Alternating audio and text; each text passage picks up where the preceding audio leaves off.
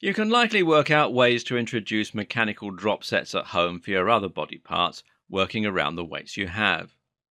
There are all manner of things you can do to make your exercises that little bit easier or harder, and simply descending through these with no break will be enough to punish the muscle hard. For biceps, as mentioned, you can go from curls to hammer curls to isometric holds to pull-ups. For lats, you could progress from weighted pull-ups to assisted pull-ups. But what if you want to train the legs? Well, things get a little more difficult here, so let's take a look at some ways round this challenging aspect of working out from home. Using body weight, there are a few things you can do to train your legs. You, of course, have the regular squats, lunges, and calf raises. However, these are likely not to be enough on their own to stimulate real growth. In order to do this, you need to make sure you're involving the fast twitch muscle fibers. But your legs carry your body all day, so how do you make this harder? One answer is just to get explosive. You see, your body doesn't see any difference between weight and acceleration. As far as your body is concerned, the exact same process is involved in moving something quickly as it is involved in moving something heavy. So instead of lifting a heavy weight with a squat, you can jump onto a box. This will require activation of the fast twitch muscle fiber in just the same way to explode you upward. If you don't have a box to perform box jumps, then try jumping squats, and these simply involve squatting and then adding a short jump at the top of the movement. It's perfect for building a little more power. Another option is jump lunges, where you switch lunge in midair before landing. The calf jump is one of my favorites. Here you jump by using only your tiptoes and not by bending your leg. This is also a great practice for building better jump height. Alternatively, you can increase the challenge with body weight by increasing the relative force that you're exerting on each leg. Now, the obvious way to do this, well, stand on one leg. That way, you can perform one-legged squats and calf raises.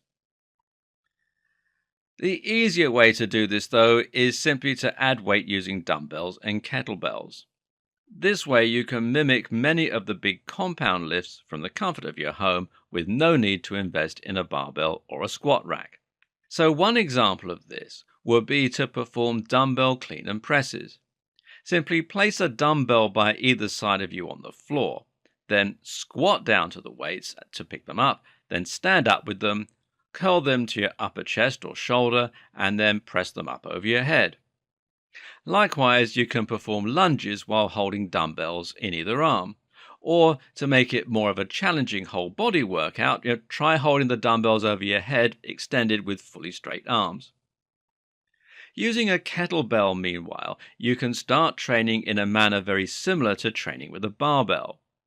A kettlebell is a large round weight with a single handle protruding from the top.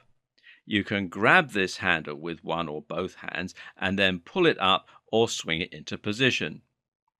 You can also hold the kettlebell by the base with both hands in a sort of a bear hug-like manner. And this can allow you to perform what's known as a goblet squat, where you squat with the weight resting across your upper chest. This move slightly moves the pressure compared with a regular squat. So now you're working the quads slightly more than usual and the hamstrings slightly less than usual. One of the best moves by far for leg training at home, though, is the kettlebell swing. Here, you grab the kettlebell in both hands and then stand with your legs slightly apart and the weight hanging directly down in front of you between them. The object now is to swing the weight behind and through your legs and then up in front of you with straight arms. But you're not going to do this using your arms. Instead, you're going to do it by squatting down and then standing up and thrusting your hips slightly forward.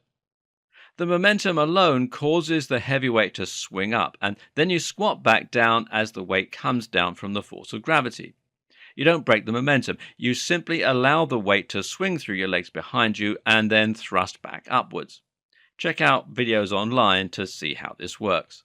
As you can see, there are plenty of great ways you can train your legs at home, so you don't need to spend a fortune on a squat rack.